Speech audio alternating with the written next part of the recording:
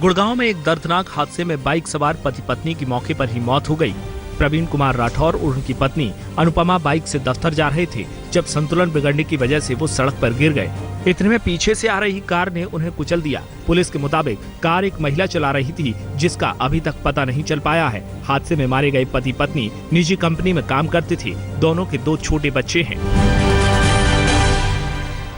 बीती रात करीब 11 बजे दिल्ली के इंटरनेशनल एयरपोर्ट पर अफरा तफरी मच गई। एयरपोर्ट पर खड़ी इको स्पोर्ट्स कार में अचानक आग लग गई। गनीमत ये रही कि समय रहते ड्राइवर ने आग देख ली और कार से नीचे उतर गया। ड्राइवर के मुताबिक कार कृषि भवन में फूड एंड सप्लाई डिपार्टमेंट में ज्वाइंट कमिश्नर के पद पर तैनात AB सिंह की है। ड्राइवर उनकी पत्नी को ड्रॉप करने एयरपोर्ट आया था। असम के जोरहाट में ऑस्ट्रिया से आए बुजुर्ग पर्यटक दंपति के साथ 4 बदमाशों ने बदसलूकी की और उनकी गाड़ी में तोड़फोड़ की। क्रॉस कंट्री राइड पर निकले वेना और सूजी चीन, ईरान, मंगोलिया, रूस और नेपाल होते हुए भारत आए हैं। जोरहाट के एक शांत इलाके में बदमाशों ने गाड़ी पर हमला कर दिया। बुजुर्ग दंपति नमस्ते करते रहे लेकिन बदमाश नहीं माने। आखिर पास के गाँव में भागकर दोनों ने मदद मांगी। मुंबई में बीती रात पानी की पाइपलाइन फटने से लाखों लीटर पानी बर्बाद हो गया। दरअसल जिस जगह पर यह पाइपलाइन फटी वहां रोड की मरम्मत के लिए खुदाई का काम चल रहा था। उसी दौरान 18 इंच के पानी की पाइपलाइन फट गई जिसकी वजह से 20 फीट ऊंचाई तक फव्वारा निकलने लगा। लोगों ने इसकी जानकारी BMC और पुलिस को दी लेकिन 2 घंटे तक कोई नहीं पहुंचा।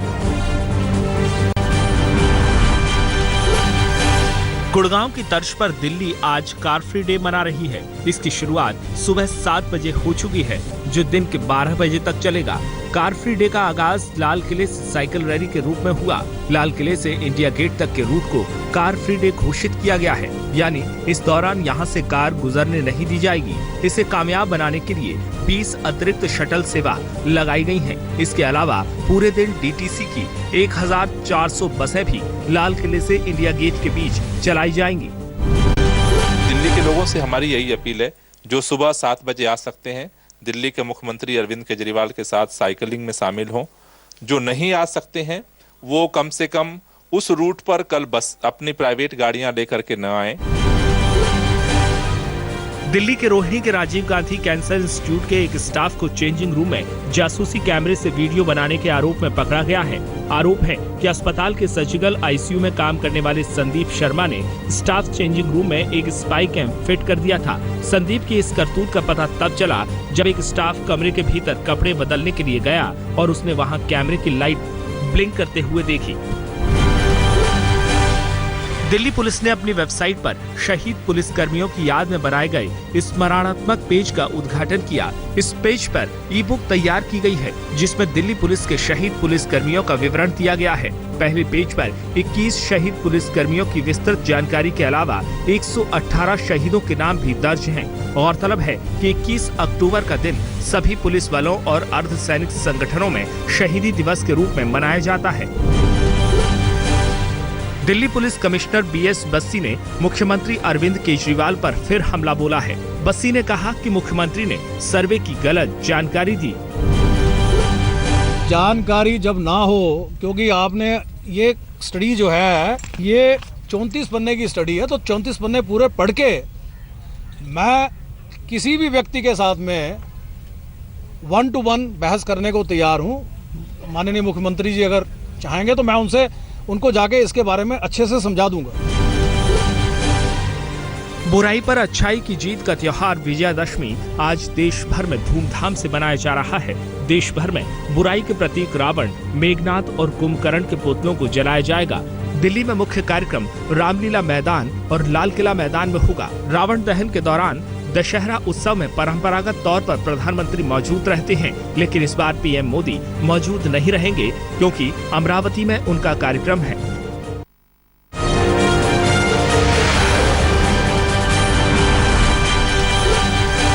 सिंचाई घोटाले के आरोपी महाराष्ट्र के पूर्व डिप्टी CM और NCP नेता अजीत पवार कल एंटी करप्शन ब्यूरो के सामने पेश हुए।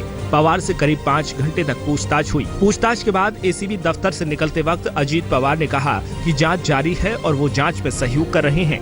अजीत पवार पर सिंचाई मंत्री रहते सिंचाई परियोजनाओं के ठेके कुछ खास कंपनियों को देकर उन्हें फायदा पहुँचाने का आरोप है। नवी मुंबई के एनआरआई कॉम्प्लेक्स में आग लगने से सनसनी फैल गई। आग नवी मुंबई के पाम बीच रोड स्थित बिल्डिंग नंबर 52 की 18 मंजिला इमारत में लगी थी। काफी मशक्कत के बाद 15वें और 16वें फ्लोर में लगी आग को दमकल कर्मियों ने काबू कर लिया। विजयदशमी पर आज मुंबई में शिवसेना की परंपरागत रैली होगी, जिसे पार्टी प्रमुख उद्धव ठाकरे संबोधित करेंगे। शिवसेना की दशहरा रैली से पहले एक पोस्टर से महाराष्ट्र की सियासत में बवाल शुरू हो गया। मुंबई में शिवसेना के दफ्तर के सामने लगे इस पोस्टर में प्रधानमंत्री मोदी समेत कई बीजेपी और दूसरी पार्टी के नेता बाला साहब ठाकरे के सामने सिर झुकाते नजर आ रहे हैं। पोस्टर पर मराठी में लिखा था, ढोंग करने वालों वो दिन ना भूले जब साहिब के सामने उनका सिर झुकता था। इन सभी नेताओं का सिर झुकता था। दिन चढ़ने के साथ पोस्टर पर विवाद बढ़ा तो आनन फानन में बीएमसी ने पोस्टर को नीचे उतरवाया। महाराष्ट्र नवनिर्माण सेना के कार्यकर्ताओं ने राशनिंग अफसर के साथ नवी मुंबई के MIDC के गोदाम पर छापा मारा। छापेमारी में बड़े पैमाने पर दाल से भरी हुई बोरियां पकड़ी गई। गौरतलब है कि सरकार ने तुअर दाल के बढ़ते दाम को लेकर स्टॉक के ऊपर पाबंदी लगा दी है। नवी मुंबई के MIDC गोदामों में दाल का स्टॉक होने की खबर मिलने के बाद MNS कार्यकर्ताओं ने ये कार्रवाई की। महाराष्ट्र में दालों की जमाखोरी पर लगातार छापेमारी जारी है। मंगलवार रात तक महाराष्ट्र में 190 करोड़ की कीमत की दाल जब्त हो चुकी थी। अकेले मुंबई में पकड़ी गई 22,336 टन दाल।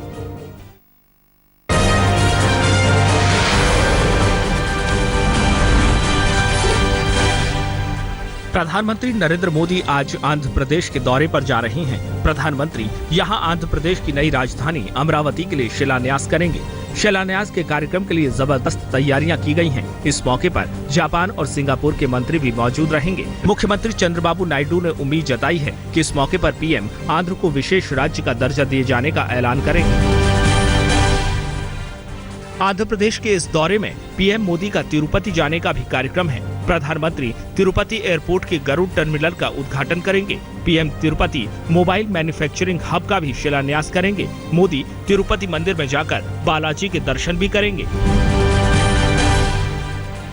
हरियाणा के फरीदाबाद में दलित हिंसा पर बढ़ते बवाल के बीच सरकार इस घटना की सीबीआई जांच के लिए तैयार हो गई है। मुख्यमंत्री ने तनाव और गुस्से को देखते हुए पहले तो अपना दौरा रद्द कर दिया था, लेकिन आज वो पीड़ित परिवार से मिलने जाएंगे। खट्टर का कहना है कि ये पारिवारिक रंजिश का मामला है, जिसे कुछ राजनीतिक दलों ने सियासी रंग दिया है। श्री अकाल तख्त साहिब के पंच प्यारों की ओर से आज पांचों तख्त साहिबानों के जत्थेदारों को तलब कर लिया गया है। सभी जत्थेदार साहिबानों को 23 अक्टूबर को सुबह 10 बजे श्री अकाल तख्त साहिब पर पेश होकर अपना स्पष्टीकरण देने को कहा गया है। इससे पहले भी पंच प्यारों ने गुरु गोविंद सिंह जी को भी आदेश जारी किया था। हालांकि पांचों तख्त साहिबानों को पहली बार पंच प्यारों की ओर से आदेश जारी किया गया है। पंच प्यारों में से एक सतनाम सिंह ने बताया कि पांचों तख्त साहिबानों के जत्थेदारों ने डेरा सच्चा सौदा के मामले में जो फैसले लिए हैं, उससे पूरी दुनिया में सिख कौम का सिर शर्म से झुक गया है। धार्मिक ग्रंथ से छेड़छाड़ की घटनाओं से भड़की हिंसा के बाद अब पंजाब में हालात सामान्य हो रहे हैं। हालांकि एहतियात के तौर पर बीएसएफ ने लुधियाना की सड़कों पर फ्लैग मार्च किया। किसी भी दूसरे शहर में हिंसा की कोई ताज़ा घटना सामने नहीं आई है। लगभग सभी शहरों के बाजार भी खुल चुके हैं। एक दिन पहले पुलिस ने साजिश की बात कहकर ऑस्ट्रेलिया से तार जुड़े होने की बात कही थी।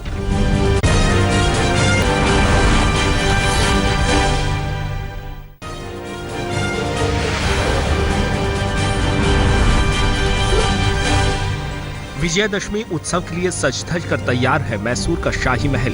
मैसूर का वाडियार राजघराना सालों से धूमधाम से दशहरे का त्योहार मनाता है। समय के साथ इस उत्सव की लोकप्रियता इतनी बढ़ गई है कि साल 2008 में कर्नाटक सरकार ने इसे राज्योत्सव नाद हवा का नाम दे दिया। मैसूर के दशहरा उत्सव को देखने के लिए हर साल करीब 10 लाख पर्यटक जमा होते हैं। सूरत में उमिया माता मंदिर में अष्टमी की शाम 25,000 से अधिक भक्तों ने एक साथ हाथों में दीप लेकर महाआरती की। आस्था की ये महाआरती अद्भुत नजारे में तब्दील हो गई। पिछले 22 सालों से सूरत के उमिया धाम मंदिर में महाआरती का आयोजन किया जाता है। विशाखापत्तनम में लगा एक दुर्गा पंडाल श्रद्धालुओं और सैलानियों के आकर्षण का केंद्र बना हुआ है। यहाँ मां दुर्गा को 2.5 करोड़ रुपए के नोट से सजाया गया है। कोलकाता में महानवमी पूरी धूमधाम से मनाई गई। इस मौके पर पंडाल भव्य तरीके से सजाए गए और महिलाओं ने ढोल के साथ परंपरागत शैली में नृत्य किया। आज सिंदूर खेला के साथ दुर्गोत्सव का भव्य समापन होगा। रांची में महानवमी के मौके पर गोरखा जवानों ने हथियारों की पूजा की। झारखंड पुलिस की गोरखा बटालियन के जवान हर साल अपने हथियार मां दुर्गा के सामने रखकर पूजा करते हैं। इनका मानना है कि दुश्मनों से मुकाबले के समय उनके हथियार धोखा न दे जाएं, इसलिए वो मां दुर्गा के सामने हर नवमी को अपने अपने हथियारों की पूजा बड़ी ही श्रद्धा भाव से करते हैं। चुनाव के बीच राजधानी पटना में भी धूमधाम से दुर्गा पूजा मनाई जा रही है। एक से बढ़कर एक पंडाल यहां लोगों को अपनी ओर आकर्षित कर रही हैं। मूर्तियां कहीं मच्छर मारने वाले क्वाइल से बनी हैं, तो कहीं किसी और चीज से। पेरिस के एफिल टावर की तर्ज पर बनाया गया पंडाल आकर्षण का खास केंद्र है। छत्तीसगढ़ की राजधानी रायपुर में गरबा के नए रूप ने लोगों को खूब लुभाया।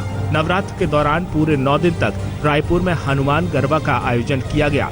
मां के भक्त बड़ी भक्तिभाव से हनुमान जैसी वेशभूषा धारण कर गरबा करते नजर आए।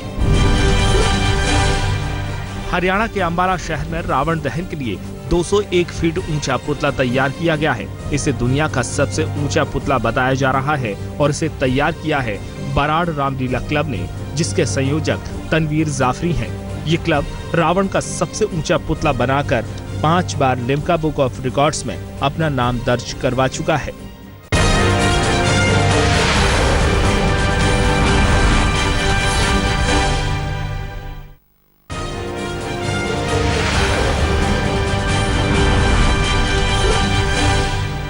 दक्षिण अफ्रीका के खिलाफ 5 मैचों की वनडे सीरीज का चौथा मैच आज एमए चिदम्बरम स्टेडियम चेन्नई में खेला जाएगा।